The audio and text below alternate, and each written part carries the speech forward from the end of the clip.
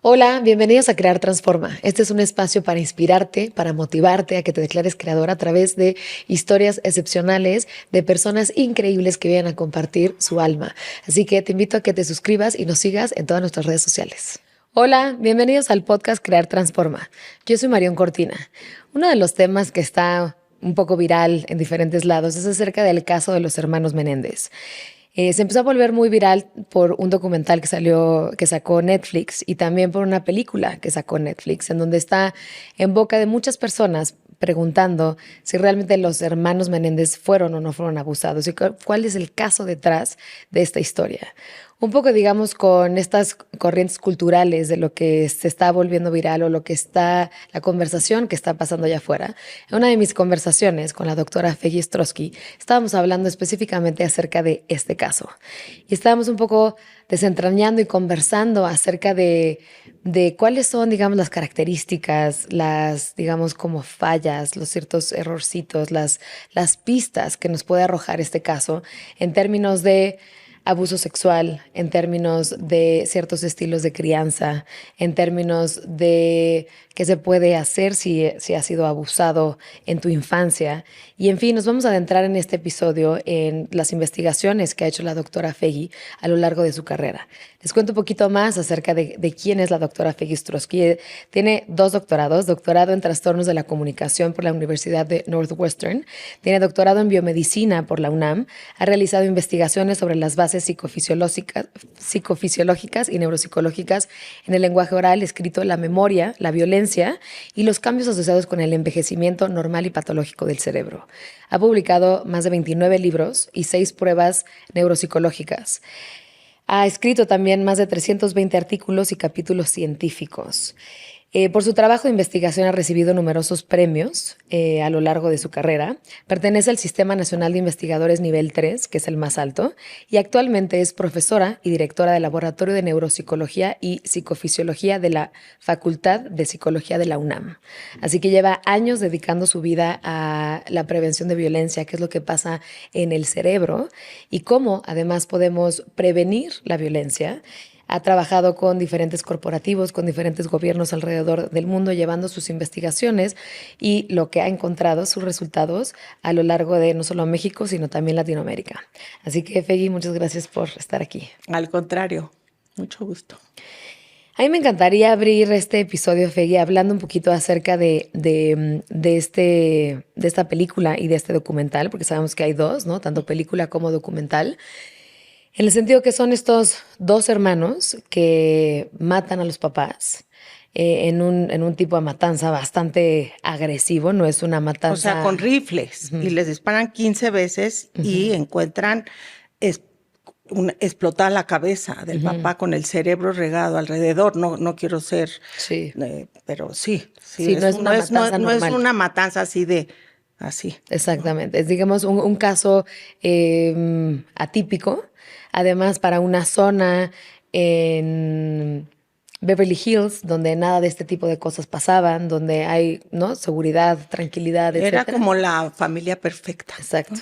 Entonces, esta familia que, ¿no? Que el papá era este millonario, que lo tenían todo, que desde afuera, la vista desde afuera, tanto de José Menéndez como de su esposa Kitty, era que exactamente, que lo tenían todo y que no había ningún tipo de problema en la casa, hasta que sucede este episodio. Y desde ahí se desentraña una historia complicadísima entre que sí hubo un caso de abuso y los mataron por eso, o entre que los mataron para recibir la herencia, etcétera, etcétera. A mí me encantaría abrir con la pregunta de, tú desde tu perspectiva en tus investigaciones, ¿cómo definirías el estilo de crianza de José Menéndez?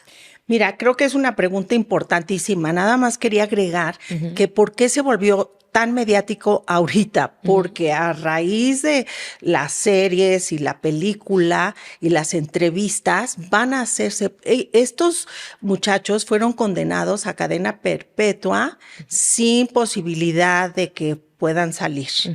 Y ahorita está candente que van a hacer un nuevo juicio y que van a salir. Y eso pues es muy impresionante porque se están echando para atrás. Entonces creo que sí debemos de tocar qué pasa con la Claro. sociedad y qué pasa con ellos. Entraron cuando tenían 18 y 21 años y llevan más de 30 años Claro. en la Además, cárcel. también los contextos culturales también han cambiado, ¿no? Donde no es lo mismo cómo se veía quizás una situación de abuso en 1990 o en los 90 a cómo se ve y se percibe hoy con la información que tenemos un caso de abuso. Entonces también tenemos un contexto cultural que ha ido cambiando, que ha ido abriéndose a más información, a que se pueda hablar más de estas temáticas, que también creo que influye un poco en que si abren o no abren este caso. Claro, pero ya están ahora, el fiscal está diciendo que va a abrir el nuevo caso y además, pues sí, vivimos el momento de Me Too, en donde Sí. metieron a los grandes directores, ¿no? Weinstein se llama. Sí, Harvey Weinstein. Sí. Sobre el abuso que hizo contra las actrices y en la juventud. Entonces sí, la gente está mucho más pendiente. Desde el punto de Epstein vista, también, ¿no? ¿perdón? Jeffrey Epstein también. Exacto. Y desde el punto de vista de lo que yo me he dedicado, o sea, ¿qué les pasa? ¿Cómo cambia el cerebro cuando tú en diferentes etapas sufres un tipo de abuso sexual o negligencia o también abuso psicológico? Y entonces sabemos que en las estadísticas, 6 de cada 10 niños han sufrido abuso de diferentes tipos por parte de los cuidadores. Puede ser la mamá, puede ser el papá, puede ser otros cuidadores. Generalmente son cercanos a ellos, ¿no? 6 de cada 10. ¿Dónde está la línea de lo que se define como abuso? Cuando es el abuso en donde hay un abuso de poder con relación a un menor. Entonces, en el abuso sexual hay el caso que se habla de pedofilia, en donde es un pederasta la persona que lo comete. Estas personas pueden abusar de niños menores a 13 años y hay otro grupo que prefiere adolescentes. Y tiene que ver cómo procesa su cerebro, ¿no? La información sexual. Yo me voy a enfocar en el cerebro. Claro, ¿no? claro. Entonces, ¿Qué pasa en el cerebro? O sea, por ejemplo, cuando estudias a un pederasta, ves algunas partes del cerebro que son diferentes, ves, o sea, tiene alguna característica que se distinga de otros cerebros, porque lo que se me hace muy sorprendente es que un adulto pueda tener una excitación con un niño menor. Mira, yo he investigado gente en la cárcel que ya se demostró que eran pedófilos y ellos en general dicen, ay, no, yo nada más le estaba agarrando la piernita, le estaba demostrando mi cariño. Pero yo estudio más a las víctimas, a los niños, y te voy a decir qué les pasa a los que sufren este tipo de abusos desde muy temprano. Y que tiene que ver en algunos casos con el estilo de crianza, para que regresemos a eso. Sí. Pero lo que sí saben la gente que se ha dedicado a estudiar a los pederastas es que no es que en el cerebro veas un cambio físico, pero sí lo que ellos dicen, estudian las emociones y qué pasa, lo que yo hago con los niños, y entonces algo muy, muy pedestre es que tienen los cables cruzados, que tú cuando ves a tus hijos o a tus hijas, en lugar de que te despierten cariño y apego, despiertan una enorme excitación sexual. Está el cable cruzado, ¿no? Y entonces, esta cuestión más subcortical que tiene que ver con tus instintos sexuales, te domina. Y entonces, para tratar, si hay tratamientos, no son tan sencillos.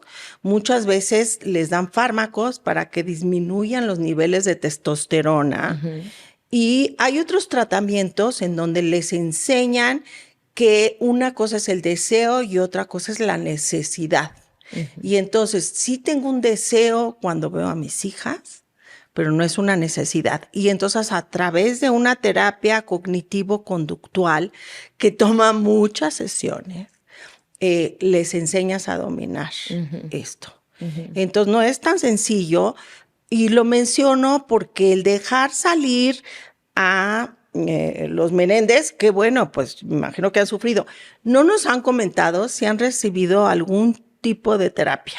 Yo he visitado diversos centros penitenciarios de alta seguridad y por lo menos en México, y la verdad ahí no hay una intervención de ningún tipo. Y estás en contacto con gente muy violenta, en donde tú te tienes que volver más violento para poder sobrevivir. No nos cuentan nada de esta historia, y yo creo que como sociedad sí tenemos herramientas para poder valorar tanto comportamentalmente como neurobiológicamente, que te voy a platicar cómo le hacemos nosotros, y que pues habría que hacerlo antes de dejarlos salir. Nada más es para protegerlos a ellos, que se puedan integrar a la sociedad. Claro. Y no nos han dicho nada, ¿no? Sí, que sea una reinserción sana. Te voy a preguntar, con todos los estudios que has hecho, ¿existe la posibilidad de descruzar esos cables? Mira, sí se puede, te voy a explicar.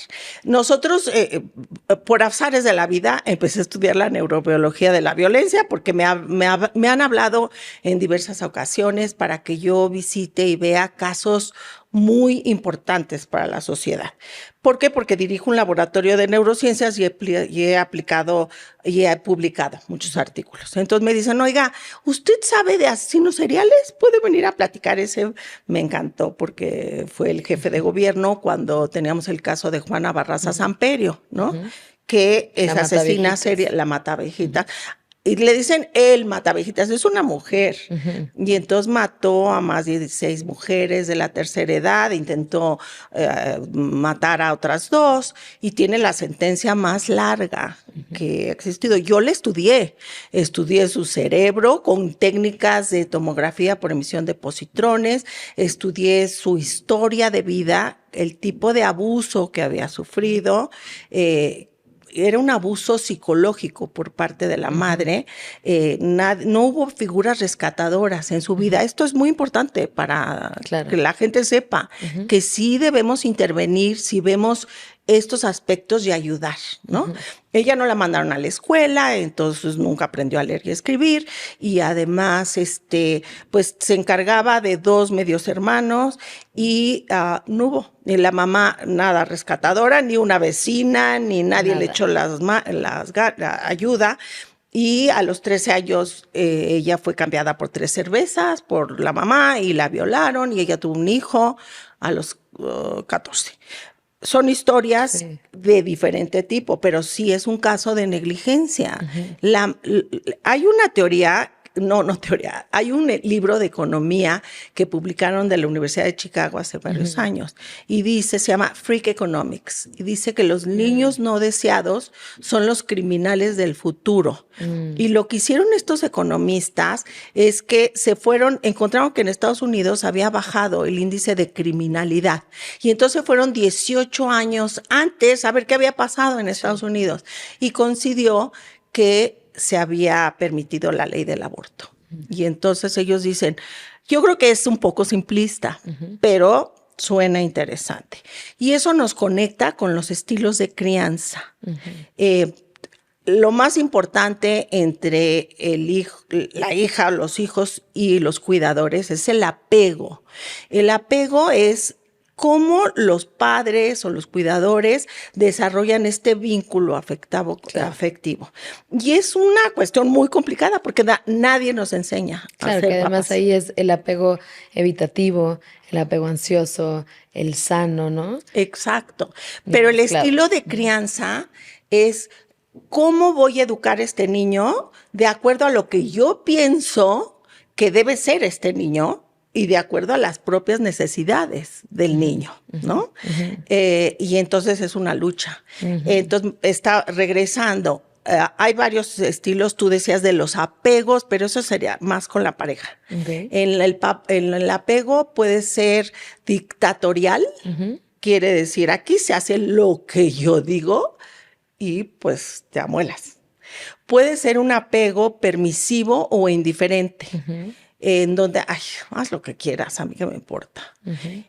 Esos 2 apegos son muy malos porque generan individuos con poco compromiso social. ¿Qué quiere decir? Pues nunca tuvieron que tomar decisiones, en ningún caso, no les enseñaron. Entonces, eso habla de que sí afecta cómo vas a funcionar. el apego dictatorial y el indiferente y permisivo son malísimos los dos. El apego, ¿cómo debe ser como papá? Debe ser autoritario, pero democrático. Entonces, tú tienes que tener reglas en tu casa.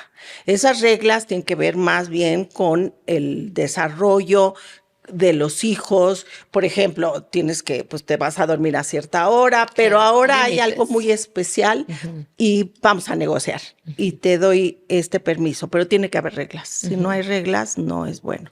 Que a veces esos límites, los límites muchas veces también vienen desde el amor. Por supuesto, ¿no? Entonces, es más complicado que esta sencilla explicación que te estoy dando. Según lo que sabemos de las películas y de las noticias, el apego del padre, José Menéndez, era sumamente dictatorial. O sea, les exigía a los hijos que fueran los mejores jugadores de tenis. Tú dices, pues eso es bueno, hay que exigirles que sean buenos. Les exigía que tuvieran las mejores calificaciones y que entraran a Princeton. Les exigía, pero no les preguntaba. Ellos se sentían muy presionados. Claro. Creo que como pareja también. Lo que yo aprendí es que este señor llegó de Cuba, que era sumamente carismático, inteligente, y empezó a dirigir estas cuestiones de artistas. Y ahí es donde conoció a los niños de Menudo y fue muy exitoso, ganó muchos recursos. Entonces vivían en una casa espectacular, pero de repente los hijos, que eran estos dos jóvenes, sí tuvieron conductas de robar, a pesar de que estaban repletos de dinero, o sea, no necesitaban. Y él los amenaza con quitarles la herencia, que los iba a sacar, porque cómo se dedicaban a hacer esto. La historia que nos relatan los hermanos, cuando tenían 18 y 21 años, es que, como tú dijiste, asesinaron con una hazaña terrible y que eso se debió a que habían sufrido un abuso sexual y físico cotidiano y que estaba en peligro su vida. Que fue un acto de como defensa propia, de defensa. ¿no? ¿Y por qué? Porque ellos mencionan que el papá una vez le sacó un cuchillo gigantesco y hasta ponía el tamaño del cuchillo y que otra vez lo intentó ahorcar y todo eso. Entonces, bueno, pues la gente sí se identifica y dicen, ay, pobres, y los metieron a la cárcel y eso. Yo lo que te puedo decir, Marión, es que es muy importante tener medidas objetivas. Claro. Y sí se pueden tener, ¿no? Tanto del abusador como del abusado. Yo me he dedicado, en una de las líneas de investigación, estudiamos niños que se encontraban en albergues. Son albergues privados de gente extraordinaria mexicana que los recibe en su albergue, los manda a la escuela y los trata de rescatar. Y entonces estos niños sí habían sufrido diferentes tipos de abuso en la infancia y pero desde los 18 meses, Marión. Unas historias patéticas.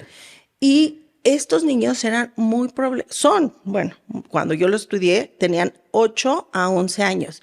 Y yo sí quería entender qué pasa en el cerebro de alguien tan chiquito, ¿no? Sí. Que sufrió estas vejaciones desde muy temprano. Y entonces estudiamos 15 niños y que tenían problemas serios. Por ejemplo, eran niños inquietos que eran con rasgos de psicopatía. Nosotros podemos detectar rasgos de psicopatía desde los 3 años. ¿Cuáles son esos rasgos de psicopatía? Son niños, por ejemplo, que no son empáticos, que si se cae algún amiguito o alguien, no te dice, oye, ¿estás bien? ¿Qué te pasa? Que pueden también ser muy violentos con los animales. Un ejemplo es que también entrevistó asesinos en la cárcel y le decía, oye, ¿tú te gustaba jugar con fuego y maltratabas animales? Ay, sí, doctora, me encantaba prenderle fuego a los perros y ver cómo corrían. Y esto era desde muy temprano. No muestran los niños. está a flor de piel las emociones. Claro. Estos no muestran emociones. No se regulan, entonces están tal cual, ¿no? Están tal cual y son niños que cuesta mucho trabajo entenderse con ellos y manejarlos. Entonces, hay varias cuestiones que no solo es así platicártelo, lo medimos y los observamos. Estos niños yo los estudié con escalas de estrés postraumático, con depresión, ansiedad, con rasgos de psicopatía, con pruebas neuropsicológicas. Es cómo funciona tu cerebro, cómo funcionan tus partes anteriores del cerebro que tienen que ver la parte que produce emociones y cuáles son las que las regulan y cómo están regulando. Entonces tenemos estudios muy complejos y me los llevé a hacer resonancia magnética, que fue todo un desafío porque pues, tener a niños en esas máquinas tan ruidosas. Claro, ¿cómo le haces, no? Para que se queden quietecitos. Los llenos de dulces. No fui tan buena. Creo que sí tienen varias muelas picadas, a lo mejor por mi culpa. Pero bueno, muy agradecida, pero yo quería ayudarlos. Entonces les hicimos y vimos que en el cerebro las técnicas que yo utilizo, sí es cómo está estructuralmente su cerebro, pero cómo procesan emociones. Y les pasaba yo videos de alguien que estaba de una expresión neutral a mucha agresión, a neutral, a felicidad, neutral, a enojo, y entonces pues vemos el cerebro cómo procesa. Sí encontramos diferencias muy importantes con un grupo control que no había sufrido abuso y encontramos que el cerebro estaba hiperactivado ante el enojo y las emociones negativas. Estaba como hiper, se les prendía todo el cerebro y son redes, hay redes en el cerebro, no es un cachito del cerebro. Bueno, lo interesante de esto es que les dimos una intervención que se llama cognitivo-conductual enfocada en trauma sexual. Esa yo no la inventé, es una técnica que toma 18 sesiones en donde les enseñas cómo se están sintiendo y van varias sesiones. No era tan fácil llevarlos a la terapia porque me decían, no, yo no voy a entrar contigo. Le dije, te voy a dar unos regalitos. Y me decían, pues, ¿qué me ofreces? Pues una pulserita y algo. Sí. No, tienes que hacer. También porque generalmente puede haber cierta resistencia de entrar a volver a revivir una. Pero lo vas llevando, trauma, no creas que, a ver, cuéntame qué te pasó. No, claro, es un acompañamiento profesional que va de la mano, pero es normal. O bueno, me imagino, ¿no? Que siempre puedes tener cierta resistencia de, ay, me voy a meter otra vez. Pero son muy desafiantes. Era muy complicado. Son niños verdaderamente problemáticos que están muchas veces diagnosticados como déficit de atención con hiperactividad, porque sí, hay tanta ansiedad que se mueven mucho, pero no necesitan fármacos como Ritalin. Los estás drogando y si les das Ritalin es como si yo te diera café express cuando ya estás así. Súper acelerado. Sí. Entonces, en ese estudio pre-intervención encontramos alteraciones en varias áreas del hipocampo, eso también con pruebas neuropsicológicas que tiene que ver con la memoria, tú has hablado, sí. Es un caballito de mar en el cerebro. Encontramos alteraciones orbitofrontales. Cuando hablas del lóbulo frontal es muy grande, es un amplio territorio, pero las orbitofrontales son la toma de decisiones basada en emociones y las cingulomediales. No vamos a dar clase de neuroanatomía, pero lo encontramos. Y entonces hicimos la intervención y pues los psicólogos dicen, no, pues si funciona lo que yo hago, mira, ya estás bien, ¿no? A ver si es cierto. Entonces volvimos a medir el cerebro ante emociones, volvimos a medir todas las pruebas, y encontramos que sí hubo cambios. No curamos a nadie, Marion. Hubo cambios. ¿Qué pasó? La hiperactividad sí disminuyó. Los rasgos de psicopatía. La psicopatía, lo más importante es la insensibilidad. La insensibilidad es lo que distingue, no sé si tú te has encontrado gente así, pero gente insensible es alguien que te causa muchos problemas. Sí. Y la insensibilidad tiene que ver con la falta de empatía. Y la gente utiliza empatía muy libre. La empatía es la reacción al dolor de los demás. No es compasión y ay, pobrecito, no. Eso es el dolor. Y una pregunta, en estos niños, ¿has notado que hay un cambio distinto si el abuso fue hecho a diferente edad? Por ejemplo, si en un niño de 1 año que es abusado, se forma o sea, tienes ciertas reacciones distintas en su cerebro que si es un niño, por ejemplo, de 6 o 7 años. Sí hay ¿Qué cambios. pasa? Es que el cerebro es muy plástico.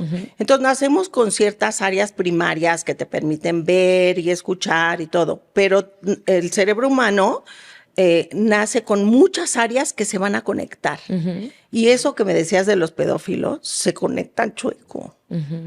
Y entonces les causa muchos problemas en la vida.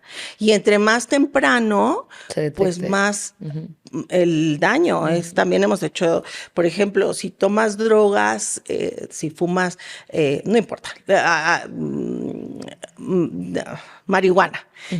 No es lo mismo que lo fumes o que lo ingieras a los 20 que te lo tomes a los 13. Claro, el otro día vi ciertos estudios que no se deberían de consumir drogas antes de los 24 años, porque según esos estudios, y tú me dirás, el cerebro no ha terminado de formarse y de madurar hasta los 24 años. Pero ¿Qué sobre opinas de todo eso? las áreas prefrontales, que son las más importantes, es con la que planeas, organizas y secuencias, con la controlas y regulas emociones. Entonces, bueno, Entonces tampoco deberíamos de tomar alcohol antes de los 24, pues porque no, esas no áreas todavía no deberíamos, están. pero bueno, está muy complicado. Luego haces gente que tiene problemas de integración social. Creo que hay que saber cómo, cuándo y cuánto y Sí, dónde. Porque si no generas individuos antisociales. No estoy dando permiso de que les den de todo, pero muy temprano sí tu cerebro es más sensible. Y andar jugando con tu cerebro en esa etapa que se está formando sí puede tener consecuencias, sobre todo en ciertos cerebros sensibles, en donde ya existe cierta herencia. O sea, en el cerebro funciona con sustancias químicas, sí. básicamente, y tienes que tener exacta cantidad de esas sustancias. Si tienes mucha, por ejemplo, serotonina, eres muy violento. Si tienes poquitita, estás deprimido. Entonces tienes que tener la exacta cantidad. Pero dicho eso, lo más importante, yo creo que para los psiquiatras y los psicólogos es que aquí hay medidas objetivas porque vimos qué había pasado, si había cambiado. Y sí cambian las redes, y sí mejoraron enormemente. Mejoraron hasta en las funciones ejecutivas. Yo tengo pruebas neuropsicológicas que miden atención, memoria y funciones ejecutivas. Y mejoran, y las terapias no tienen nada que ver con entrenar atención, memoria y funciones ejecutivas. O sea, cambiamos cómo las redes que se activan cuando procesas información estaban más receptivas a procesar. No quiero ser técnica, pero sí se puede cambiar, pero Claro. tienes que hacer algo. Claro, claro. Y también, digamos, esa insensibilidad que se notaba antes de esos ejercicios o esa terapia, ¿sí tuvo un cambio? ¿A Un volverse más poquito, sensibles? no Eso, tanto. un Fue la poquito. que menos cambió. O sea, lo que más cambió fueron digamos, el cableado del cerebro, fue lo que más se notó y Pero la menos sensibilidad. insensibilidad, esos rasgos de psicopatía tienen varios, ¿no? Pero uno de ellos, que es muy importante, es la insensibilidad. Y esa cambió, pero poco. Muy poquito. Entonces, cuando me dices, van a dejar salir a los Menéndez 30 años después, pues habría que checar esos rasgos antes. Claro. Sí, que les pueden También hacer para ciertas ayudarlos a evaluaciones. ellos. A ver, yo no, o sea, creo que sí han sufrido bastante, pero el quedarse en la cárcel nada más encerrados no es una intervención terapéutica para que aprendas todo lo que hiciste. Sí, eventualmente dentro de las cárceles debería existir un programa que dé terapia, acompañamiento, ¿no? Que sea un espacio de sanación y no un espacio de más sufrimiento. Exacto, no tan libre, ¿no? Así como, a ver, pues tú cuídate y arrepiéntete solo, pues, ¿cómo? Claro. O sea, estos chicos ya habían mostrado mucho enojo. Yo leí eso. Que a uno perdió el cabello y entonces el papá lo obligó a usar un bisoñé desde los 16 años. Yo no sé por qué perdió el cabello, pero pues puede haber sido el estrés y eso no es gratis, eso no se desaparece, Claro, de la nada noche a más la porque mañana. estés encerrado en una celda. Sí, y menos a esa edad, claro. ¿Cuáles son, digamos, de las características de todos los niños en situación de abuso que has estudiado? ¿Cómo se puede saber cuando un niño está en una situación de abuso y tú lo llegas a ver? O sea, ¿cuáles son esos comportamientos? Mira, tanto yo como mucha gente lo ha estudiado. Entre más abuso en la infancia, el número de abuso que hayas tenido aumenta cuando eres adolescente. Primero está hiperactivado un eje que se llama hipotálamo hipoficiario, que tiene que ver con el cortisol, porque estás en estrés continuo. Sí. Entonces tienes muchísima ansiedad. No es un niño, como te decía, es ansioso, no se relaciona, no regula, las emociones pueden estar a flor de piel y no son reguladas, ¿no? También puede haber problemas de atención y hiperactividad, pero que no es debido a todos le ponen la etiqueta de déficit de atención. Puede haber también problemas de depresión, de ansiedad, de mucha violencia. Son muy agresivos y violentos. Agresión es una cosa y violencia es otra. Y les cuesta mucho trabajo en la relación interpersonal, tanto con adultos como con otros. Entonces, sabemos todo eso. Luego hay dificultades en control del peso. Ahí como es muy gordito. Y tienden a tener estas fluctuaciones muy marcadas. Problemas sexuales, muy importante. Eso sabemos, se ha descrito muchísimo. Entonces, sí hay, cuando estos niños los ven a alguien, sí hay diferencias, ¿no? Y están encantados. Yo me los quería llevar a todos los niños a mi casa. No sabes qué lindos. Bueno, los niños siempre son hermosos. No se les ve en la cara, están muy bonitos. Pero sí estaban, este grupo que yo estudié, hipersexuados. Hipersexuados. O sea, una de los niños eran 3 hermanos, el papá había sea pedófilo, y entonces, pues, sí abusaba de la hija, los otros 2 le sacaba fotos pornográficas, y entró una vecina y vio eso en la computadora del papá. La mamá había abandonado al papá, y entonces le habló, y el papá está encerrado en la cárcel. Y esta chiquita le quería dar besos en la boca a mis alumnos. Y tenían un club de tocamiento.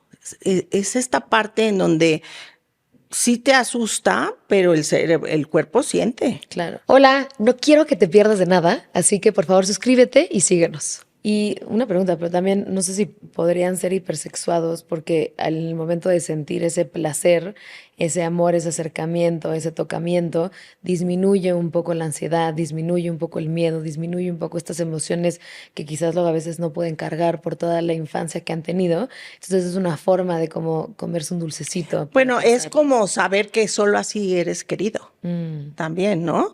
O sea, cuando tú tenías esta cercanía con un padre o una madre de ese tipo, pues te sientes muy querido, aunque no entiendes muy bien lo que está pasando. Claro, pero también puede ser muy agresivo, ¿no? Sí. Y entonces es, digamos, un poco las características que van teniendo los niños que han sufrido situaciones de mucho abuso. ¿Cuál es el perfil o cuál es la infancia y las características que tiene el abusador? Mira, lo que pasa es que muchos abusadores también sufrieron lo mismo y repiten. Yo no digo que todos los que fueron abusados van a hacer y repetir. Claro. Pero si no lo han sanado, lo pueden quizás repetir y si hay muchos caminos para poderlo sanar. Porque ese es el camino. Sí. Y entonces te cruzan, como te decía, los cables. Hay gente que es psicópata. Yo he estudiado gente con psicopatía, que ese es un trastorno de personalidad.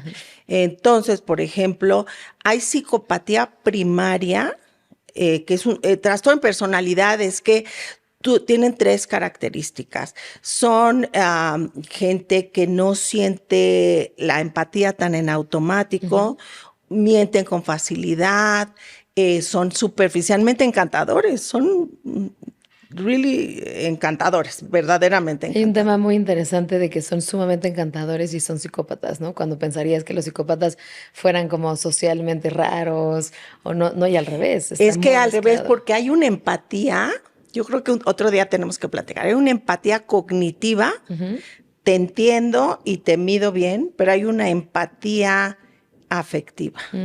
Y entonces estos pueden descifrar qué está pasando, pero no lo sienten. Y sí hemos visto eso en los estudios de resonancia. Entonces, te puedo decir que yo he visto, hay como del 1 al 3% de la población que son psicópatas. Tiene que ver ¿Del también... 1 al 3? Pensé que era muchísimo más. Del 1 al 3, que en México serían como 1 millón de personas. No todos están en la cárcel. O sea, es más frecuente en hombres que en mujeres. ¿Qué porcentaje es más frecuente en hombres? 85% son hombres, 15% son mujeres. ¿Serio? Porque neurobiológicamente nosotros tenemos otro sistema emocional. Y entonces es muy difícil, o sea, cuando tú llega tu hijo, desde la puerta dices, oye, ven acá, tienes calentura, ¿no? Sí. Hemos hecho estudios de cómo procesan emociones en el laboratorio y los hombres procesan emociones, las clasifican como agradables, neutrales y desagradables. Y las mujeres ponen agradable, semi-agradable, neutral, o sea, clasifican todo esto. La única emoción en donde la detectan más rápido es la de la agresión, los hombres. Los hombres. Entonces es mucho más frecuente la psicopatía en la cárcel. En general no puedes hablar de psicópatas cuando no han madurado el cerebro. Puedes hablar de rasgos de psicopatía, pero sí puedes encontrar que sí hay esta psicopatía frecuente en los hombres. Y esos los he visto en la cárcel. He trabajado con el caníbal de Atizapán, por ejemplo, un caso terrible, que pues de 73 años y llevaba 36 asesinatos, 36 mujeres y se filmaba y luego pues les ponía cloroformo y las violaba porque tenía un desorden psicosexual. Sí. Ahora, él era el jefe de la cuadra. Era encantado. Todos decían que era buenísimo. Sí. También en estos... Pero deja decirte, él, es de los pocos casos que he visto como psicopatía primaria. No encontré historias de abuso, de maltrato, pues nada más salió muy malo. Ese nació así. Sí, tiene que ver con los genes. No hay genes del bien y del mal, pero sí cómo procesan emociones y neurotransmisores. También hay algo muy interesante de estos asesinos seriales o de estas psicopatías, que en algunos casos los terminan cachando porque filmaron, como si ellos inconscientemente pasara esto famoso del libro de Dostoyevsky, ¿no? Que hace el asesinato uno de los personajes de Dostoyevsky y eventualmente no aguanta con la culpa y digamos que él mismo hace que lo cachen, ¿no? Entonces, siento que también estos psicópatas también tienen ciertos rasgos de filmar, de documentar, de tener este tipo de pruebas en donde los terminas cachando. Pero no, yo creo que es muy buena observación, pero es más complejo. Por ejemplo, Garavito, que mató a más de 300 niños en la cárcel, en Ecuador y Colombia, se llevaba siempre las tarjetas de identidad que tienen por allá y las guardaba en una cajita. Y yo creo que lo que pasa es que revives la experiencia y la excitación de esta patología. O sea, son adictos a estarlo reviviendo. A estarlo reviviendo. Sí. Cuando ya no sienten tan bien, el siguiente caso. Sí. Pero, por ejemplo, en el caso de Giselle Pelicot, que su esposo la filmaba y contrataba hombres para que la violara, la policía lo encontró en su computadora. O sea, ¿por qué no lo pone en un disco duro? ¿Por qué no lo pone en otro lugar que tenga más cuidado? ¿Por qué en la computadora? Es su computadora personal. Pero piensa que no los van a cachar. Que nunca los van a agarrar. Y entonces están repitiendo y vuelven a repetir la emoción, ¿no? Por la emoción que les causa esto. Porque me dices, ¿y dónde está el daño del cerebro de estas personas? No es un daño, no es que si yo les veo el cerebro, aquí está el daño. Es esta red de conexiones que funciona y empiezas a matar. Asesinos seriales hay pocos, Hay muchos psicópatas y pues no están en la cárcel necesariamente. pero y también en maridos golpeadores. Sí. Y entonces que tú veas como regresando a donde empezamos, a José Menéndez, era un hombre encantador, Sí. muy inteligente, pero pues su parte emocional era muy oscura, ¿no? Bueno, por lo Totalmente. menos lo que nos platican. Sí. Y regresando un poco a este caso de los hermanos Menéndez, te quería preguntar qué pasa en este caso. Digo, no sabemos si realmente fueron abusados o no sexualmente, ¿no? Está, digamos, hay opiniones que sí, opiniones que no, etcétera. Supongamos que sí fueron, o en los casos donde sí son abusados, ¿qué pasa con las mamás que saben de este abuso perpetrado por el papá hacia sus hijos? ¿Y por qué muchas veces esa reacción termina siendo como, yo me hago de la vista gorda, no digas nada? Yo creo que en estos casos es como él, ¿no? Son figuras muy dominantes. Y también, por lo menos de lo que yo he leído o parecido, es que no, son muy promiscuos y mantienen a la figura femenina muy dependiente de Sumisa. ellos, económica, emocionalmente. Entonces las mamás les dan, las parejas les da miedo perder todo eso. Claro, que también Y deben tener entonces algo. dicen, no, tú aguántate, no, estás exagerando, porque les da mucho miedo. Entonces se vuelven cómplices porque ellas mismas no están bien. Claro, porque ellas mismas no están a salvo. Exacto. Entonces, eventualmente debe de haber también una situación de muchísima amenaza, que si Exacto. ese tipo de información sale a la luz, eventualmente hay una repercusión brutal, con lo cual prefieren pagar ese precio de decirle a los hijos que no digan nada, que Exacto. no Y pasa eso nada. me ha pasado bastante. Entonces creo que es muy importante que salgamos adelante. Creo que hay un cambio enorme en cómo las mujeres se están preparando, que ya no dependen económicamente de la pareja. El no tener trabajo y el no tener dónde vivir es una tragedia. Sí. Entonces, bueno, muchas mujeres pues se tienen que dedicar porque hay que cuidar a los hijos y la crianza es muy complicada, ¿no?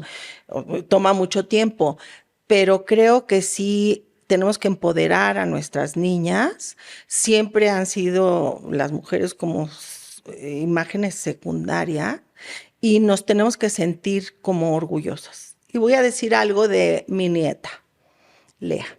Estábamos viendo un show en donde todos, que era el del Blue Man, que todos eran hombres y todos, una cosa muy divertida y entretenida. Y yo volteo y le digo a Lea, Lea, mira, allá arriba la que toca la batería es una mujer. Me dice, ¿una niña como yo? Me encantó. Creo que es como las estamos empoderando. Claro. Y las niñas absorben eso. Sí, porque son esos modelos que se pueden ver en los shows, en el entretenimiento, en los anuncios, en las Y películas. tú como mamá, Sí, empoderar a tu sí. hija. De saber que estos modelos existen y que no necesariamente tienes que adoptar o volverte sumisa con la situación delicada en la que estés con tu No, pareja, hay que ¿no? empoderar a las hijas. Y muchas veces Sí. lo que yo he visto es que las mamás dicen, ay, ven a ayudar a lavar los trastes porque tu hermanito ya se va a ir al fútbol. Y transmitimos este rol Dale de de comer a tus apoyo, hermanos. pero y no nos damos cuenta. Claro, el hecho de que los niños vayan a la escuela y las niñas se quedan a limpiar la casa, Exacto. ¿no? Muchas veces el machismo empieza hasta inculcado muchas veces hasta por las mismas mujeres. Por las mismas mujeres, porque eso es lo que han vivido ellas, pero sí vamos a Sí, cambiar. totalmente.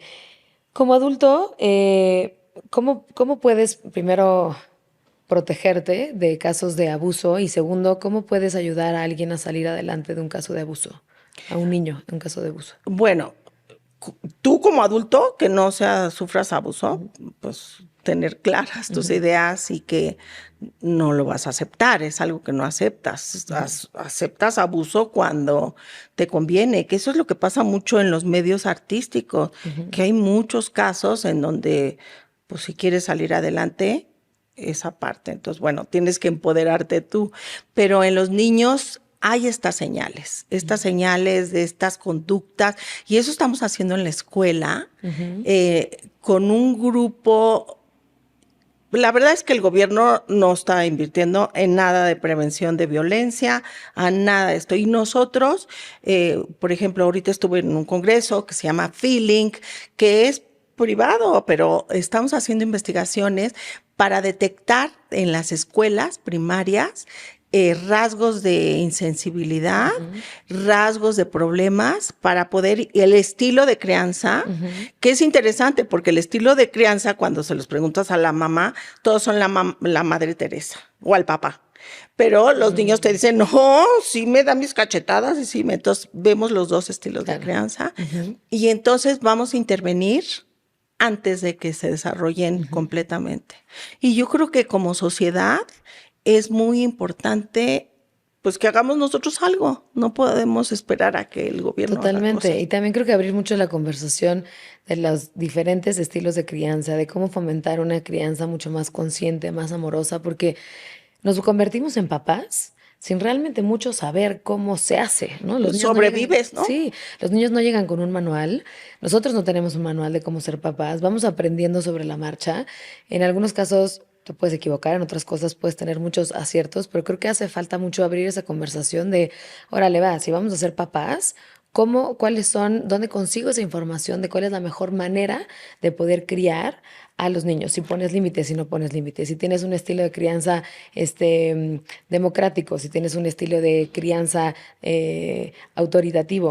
Todo ese tipo de Yo te quiero cosas. decir algo que sí me impresionó mucho, porque estuvimos dando cursos sobre en Tepito, y entonces yo enseñaba que no puedes educar, que no debes educar al hijo con la chancla voladora, que las palabras hacen más daño muchas veces que golpes.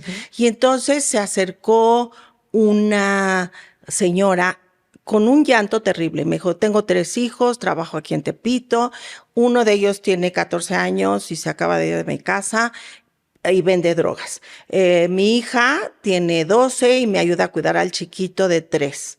Y el que me dijo, y me acabo de dar cuenta que al que se fue de la casa siempre le decía, eres un tonto, pero con la palabrota, Sí. ¿no? Pendejo, mejor la digo. Y si hubiera competencias de pendejo, ganas por pendejo. Así le decía, pues ¿cómo no se va a ir el hijo? A la hija Claro le que decía, estar ahí. mamá, ¿por qué te estás enojada conmigo? Ay, porque, toda tú eres un error. Y al chiquito le decía, tienes voz de pito. Y entonces estaba llorando con esta cuestión terrible y le dije, tienes que regresar. Me dijo, pero es que así yo fui educada. Y repito, como a mí me educaron, yo no sé otra forma. Entonces, muchas veces tú repites el estilo de crianza. Claro. ¿Para qué sirven estos cursos, intervenciones? Para que te hagas consciente y digas, ¿cómo lo voy a cambiar? Claro. No eres muy consciente. Primero, para que te hagas consciente de que existen otras formas, Exacto. ¿no? Otros caminos, no solo el que tú estás viviendo o el que tú estás O el repitiendo. inconscientemente absorbiste. No es tan, o sea, Claro. sí hay que trabajarlo. No, que mucho tiene que ver con la atención plena, con el autoconocimiento, con el poder Exacto. observarte, ¿no?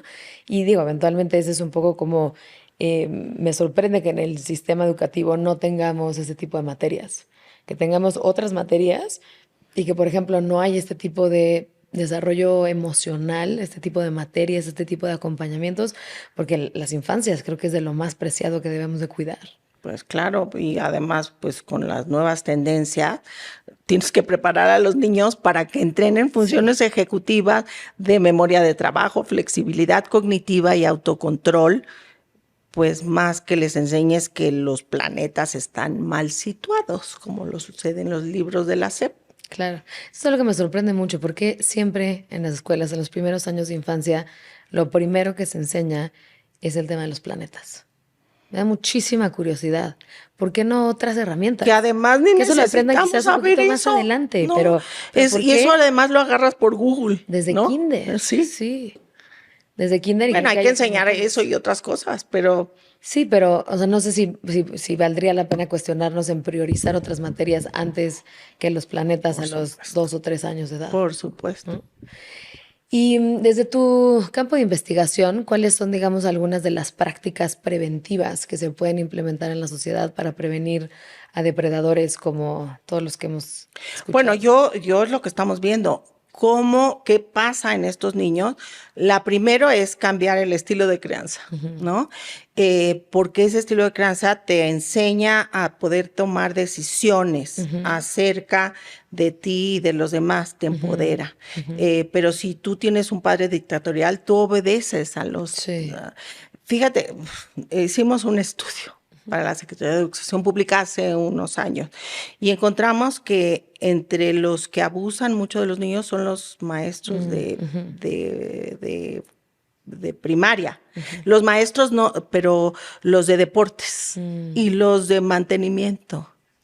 Y había rasgos muy importantes. Entonces... ¿Era abuso verbal, abuso sexual? Abuso sexual. Abuso sexual. Porque inclusive hay este caso, el entrenador en Estados Unidos, que fue entrenador durante más de 20 años del equipo de gimnastas y abusó de todas. Sí. Y entonces están en una situación de poder en donde tú quieres ser muy bueno en la gimnasia y te controlan. Hay que dar estas claves a los niños. Cuándo sí es correcto, cuándo no es correcta la aproximación.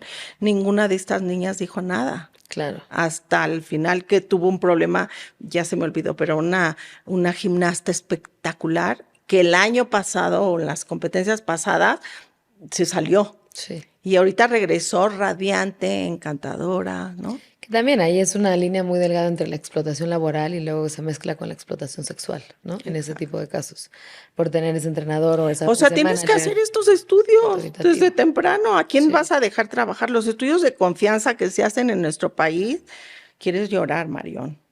O sea, a los policías no les hacen ningún examen. O sea, puedes ser policía y tener todos estos rasgos de psicopatía y son los que pues luego nos encontramos. Claro. No todos son malos, pero sí tienen problemas. Y cuéntame de estas 6 pruebas neuropsicológicas que tienes. Mira, la verdad es que el cerebro, hay técnicas que te ayudan a evaluar cómo funciona. Entonces, las pruebas no es que yo las invento. Todas mis pruebas tienen datos de cómo se relacionan ciertas áreas del cerebro con funciones. Por ejemplo, la inhibición. Hay una prueba que se llama Stroop, que todos los han visto, que pones la palabra en rojo, pero tienes que decir el color y no leer la palabra, por decirte. Hay estudios que muestran cuáles son las áreas que te ayudan a inhibir y hacer esto. Entonces, tengo pruebas que están hechas de tamizaje para ver de 6 a 85 años y ver, te ayudan a hacer una detección de problemas, sobre todo mundo que se le olvidan cosas tiene Alzheimer, no. Es otra cosa. También tenemos pruebas para medir atención, memoria y funciones ejecutivas. Todas tienen normas de la población mexicana. No comparamos con otras poblaciones y esas van de 6 a 85. Tenemos pruebas para medir chiquitos que se llaman BANPE, que es una batería para ver cómo están su memoria de trabajo, flexibilidad cognitiva y te ayudan a redirigir y tenemos pruebas que están de tamizaje en computadora. Entonces tenemos muchas pruebas y tienen normas y te ayudan. La prueba no te diagnostica. No Tú eres el que diagnostica. Pero sí te levanta una bandera amarilla, ¿no? O sea, sí te dice, oye, aguas con contratar a esta persona. Herramientas objetivas, ¿no? Sí. O sea, yo te decía, yo no les creo a la gente que nada más te dice me pasó y me dijeron. Porque un caso yo estuve trabajando con Juana Barraza Zampario, la Mataviejitas, más de un mes, casi diario, para ver todo lo que pasaba. Y hace menos de un mes, y lo tengo grabado, una reportera entró y la entrevistó. Y ella dijo, yo nunca maté a nadie. Me acecharon todos estos crímenes, la agarraron ahorcando a la última. Y yo soy muy buena, yo quiero ya salir para ver a mis nietos y yo todo lo que hago es que guardo dulces para darle a los niños de todas las internas. Bueno, la Madre Teresa se quedaba corta. Entonces, no podemos creer en lo que la gente nos dice. Creo que hay que hacer estudios importantes y serios, no solo para poner etiquetas, sino para ayudar a todo el mundo. Totalmente, que en este caso igual ¿no? De los hermanos Menéndez hay ese debate, ¿no? Entre que unos dicen, no, es que son lo máximo, es que son Pero personas además es Kim bellísimas. Kardashian, ¿no? O sea, no tengo nada contra aquí, pero es una cosa mediática. Claro, una cosa mediática, No una es alguien cosa experto. popular, ¿no? Y ahí te quería hacer una pregunta, porque en estos casos de abuso luego veo como dos disyuntivas, ¿no? Una que es en algunos casos, el no creerle a la víctima o pensar que la víctima lo está inventando, que en algunos casos, o sea, puede pasar, ¿no? No digo que no. Y en otros que quizás sí pasó y no se le cree a la víctima porque la forma de reacción es una forma de reacción atípica. Por ejemplo, se tardó ciertos años en hablar, el día que sucedió, no sé, no dijo tal o cual cosa o no acudió a pedir ayuda o yo qué sé, este tipo de Sí, cosas, hay ¿no? todos esos procesos. Y, a mí me están buscando de la Procuraduría porque los jueces no le creen a los psicólogos cuando dicen si fue víctima o no fue víctima. Es complicado, pero pues sí se puede detectar, puedes detectarlo. ¿Cómo puedes detectar? O sea, primero con todas las escalas de estrés Sí, postraumático, no es que apliques la prueba, es claro, como los entrevistas y sí. puedes ver también la parte de las funciones ejecutivas Ujú, y pues sí me puedo equivocar, pero que me equivoco menos que nada más me cuenten, ujú, ujú. Claro, ¿no? Eso es lo que yo le digo a los especialistas. Y muchos psicólogos pues te dicen es lo que yo creo y opino. sí, Y esas aproximaciones a mí no me parecen sí, porque para creer te vas a la iglesia. sí, sí, sí, Y sí. sí. Totalmente. Y luego también te quería preguntar acerca de, me pareció interesante en este caso de los hermanos Menéndez acerca de que en el primer juicio no se pudo llegar a una conclusión porque en el jurado estaba muy dividido. Y digamos que esta división, cada quien estaba muy arraigado en su postura y nadie se iba a mover y cada vez se hacía como más extrema, ¿no? Y comparten acerca de que todas las mujeres estaban empatizando, diciendo que sí había sido una situación de abuso y todos los hombres pensaban que Que los eso era hermanos que mentira. lo estaban inventando. Y eso ¿Qué te habla pasa de la ahí? neurobiología de las Ujú, emociones. ujú, Las mujeres, muchas de ellas, sufren abuso y violación por parte de los maridos, ujú, ¿no? Y no lo reportan, ujú. ¿no? Entonces yo creo que esa parte, pues, fue interesante y por eso dijeron no llegamos.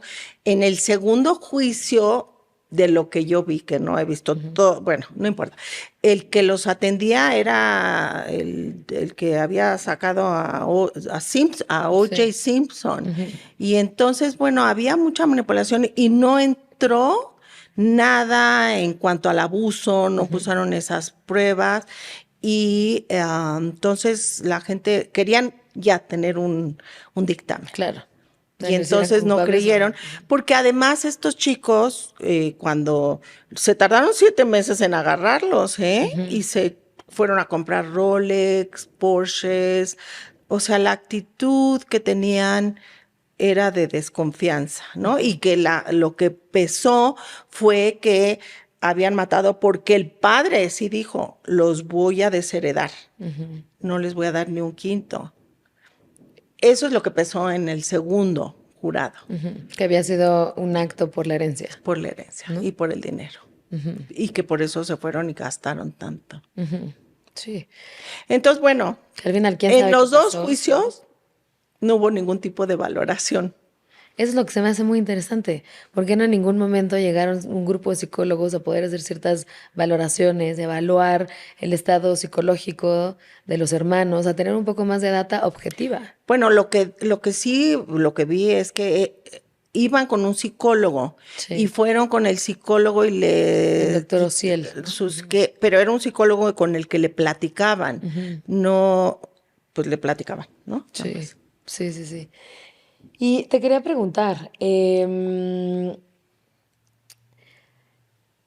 ¿podrías compartir algo de data de lo que tienes de los casos de abuso en México? ¿Cómo estamos posicionados en este No, tipo de es muy situación? frecuente. Lo que dice la UNICEF es 6 de cada 10, Ujú, que es muy frecuente. No todos son reportados, claro. pero que es muy frecuente. ¿Eh? Y entonces cuando la gente me dice, ay, ¿por qué México está tan violento? Pues es que viene desde el estilo de crianza. Ujú, Eh, Sí, creo que tenemos que hacer algo al de años y respecto. años. Y me gustaría cerrar con esta pregunta. ¿Qué es lo que podemos hacer como sociedad para apoyar mejor a las infancias, para apoyar más los estilos de crianzas, no solo los nuestros, sino de la gente a nuestro alrededor? Yo creo que estar pendiente. Yo creo que muchas veces hemos sentido este sentido de asombro y de empatía. Muchas veces no sabemos qué hacer. Y entonces cuando tú ves pues tanta gente que tiene tantas necesidades en la calle, mejor te volteas porque ya ni traes. Tengo amigas que les preparan sándwiches y los van repartiendo, pero no sabes qué hacer. Yo creo que este tipo de programa te hace sensible. Yo he ido a comunidades en extrema pobreza, no porque ahí se den los malos, ¿eh? Ahí hay más estrés, pero hay niños que los papás se van, la mamá se va a trabajar y no comen en todo el día. Y los vecinos los llaman y los traen. Creo que necesitamos comunicarnos más como sociedad. ¿Qué te puedo decir? Hacer más tribu, hacer más Y yo equipo. lo que hago, pues de lo que a mí puedo, es mis programas de prevención y todo. Y pues la UNAM ha sido algo fantástico porque tengo alumnos extraordinarios y pues ahorita hemos estado muy abandonados, tanto por CONACYT, por la UNAM, y pues lo estamos haciendo ahora nosotros solitos. Me Sí. estoy convenciendo a la empresa privada que entren y que nos ayuden. Sí, Que eso es como yo lo resuelvo, claro, ¿no? claro, desde tu trinchera y lo que puedes hacer. Sí. Gracias, Peggy. Muchísimas gracias. ¿En dónde te pueden encontrar en redes sociales? Estoy en Instagram, estoy en X, ¿Cómo estás en Instagram? Como @Feyestrosky. sí, @Feyostrowski, en X también, y en Facebook. Igual también No soy tan activa aquí entre nos, pero ya voy a hacer. Venga, porque creo que tienes información muy relevante, muy interesante que vale la pena compartir. Así que muchísimas gracias, Fey. Para cerrar, te gustaría hacerte estas preguntas rápidas. Lo ideal es que contestes con lo primero que te venga a la mente. Para ti, ¿qué es crear? Mira, hay este dicho que me encantó, no lo inventé yo, lo leí y ya me lo hice mío. La inteligencia es lo que hace que el mundo avance, la creatividad es lo que hace que el mundo gire. Y entonces la creatividad, cuando tú conectas dos ideas que antes no estabas conectado, es una sensación de euforia que es muy importante. Bueno, pueden ser en actividades, puede ser creatividad ordinaria. Cuando generas una nueva receta, dices, wow, le puse salsa de tamarindo al salmón y salió buenísimo. Claro, Te hace muy feliz. Y entonces, totalmente. que te des chance de crear. Sí, sí. ¿Cuáles emociones vives mientras creas? Puras emociones positivas. Bueno, no, mucha frustración porque no surge así nomás. Leo muchos, es la lectura, probar, y esas emociones son que te mantienen muy vivo y muy alerta. Sí. ¿Qué alimenta tu alma? El amor. Pero el amor no solo físico, sino el amor entre mis alumnos, el amor con mis nietos, que tengo 5 y los amo con locura, y con mis hijos y mis nueras. ¿Uno de tus autores favoritos? Fíjate que el autor Émile Zola, que leí Germinal cuando era muy jovencita, y es una escritura que tú hueles el campo, hueles la falta de convivencia social, explotación, ese tipo de literatura. Entonces me leí todas las obras de Zola. Divino. ¿Uno de los mejores libros que has leído? Es que he leído mucho porque leo muchísimo. De la parte de las emociones y de la investigación. Bueno, ahorita estuve con Richard Davidson en Puebla, con este ejemplo de Feeling, que es un hombre que ha escrito muchísimo de la neurobiología de las emociones. Y una cosa es emociones y otros son sentimientos, y hay que tenerlos claros, ¿no? Sí, distinguirlos. Y pues te decía, de la literatura, son muchísimos. Sí, has leído miles. Un consejo para alguien buscando su fuego interno. Su fuego interno. Yo creo que el hacer un análisis, ¿qué me hace a mí vibrar? El mantenerse en contacto con programas, y no te estoy echando choro, como programas como los tuyos, en donde yo, en lo que te he seguido, entrevistas a gente que ha sufrido abuso, que le quema la cara, y eso, y que entiendas esa parte, creo que eso te ayuda mucho a encontrarte a ti mismo Sí. y tus pasiones. Sí, de acuerdo. Saber qué es lo que te prende, ¿no? Te hace sentirte vivo. Uno de los problemas más urgentes para la humanidad. Ay, la violencia.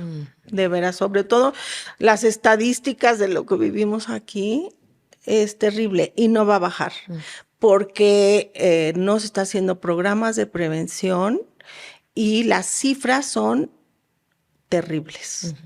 Brutales. Si los seres humanos necesitáramos ponernos de acuerdo en una sola cosa para ser plenos, ¿cuál sería?